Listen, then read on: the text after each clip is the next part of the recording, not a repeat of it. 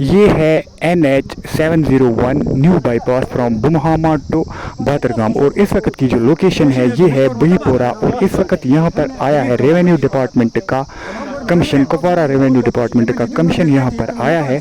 इस कमीशन का सिर्फ एक ही मकसद है, वो ये है कि लोगों की प्रॉब्लमों को ऑन द स्पॉट हल करना, क्योंकि यहाँ पर बहुत सारे ऐसे ज़मींदार हैं जिनका लैंड रिकॉर्ड सही नहीं है, किसी का ज़मीन नहीं मिल रहा है, किसी को कम लिखा गया है, किसी को ज़्यादा लिखा गया है, या और कोई लैंड डिस्प्यूट है। इसीलिए इस कमीशन को बुलाया गया है यहाँ पर, ताकि लोगों की जो प्रॉब्लम है वो ऑन द स्पॉट जो है उसको हल किया जाए। लेकिन बदकिस्मती के साथ ये कहना पड़ रहा है कि इस कमीशन से आज हमें कुछ नहीं मिला, ये कमीशन जो है टोटली फेल हो गया।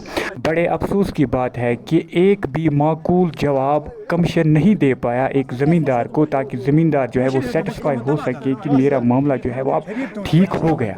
मैं भी एक विक्टिम हूँ इस हाईवे का, मेरी भी ज़मीन आ गई है इस हाईवे के नीचे। अब सूरत हाल ये है कि मेरी ज़मीन को किसी और नंबर में लिखा गया है, किसी और की ज़मीन में डाला गया है।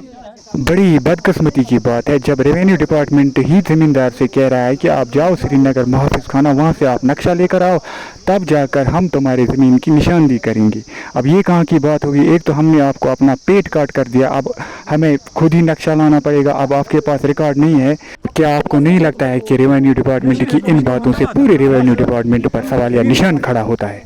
क्या करेंगे वो लोग जिनके पास अब ज़मीन के नाम पर कुछ बचा ही नहीं? क्या करेंगे वो लोग जिनको कंपनसेशन के नाम पर अब कमीशन का नाम सुनाई देगा? कमेंट सेक्शन में ज़रूर अपनी राय टाइप कीजिए। मैं भी एक रोड विक्टिम हूँ।